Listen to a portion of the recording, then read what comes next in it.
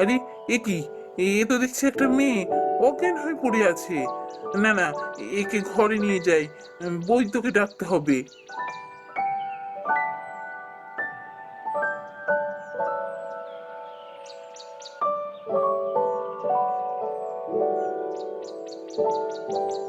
না না, ভয়ের কিছু নেই।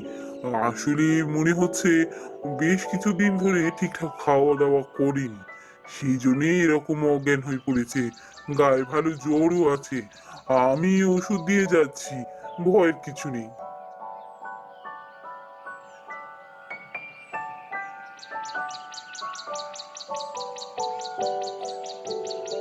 এই তো, তোমার জ্ঞান ফিরেছে দেখছি।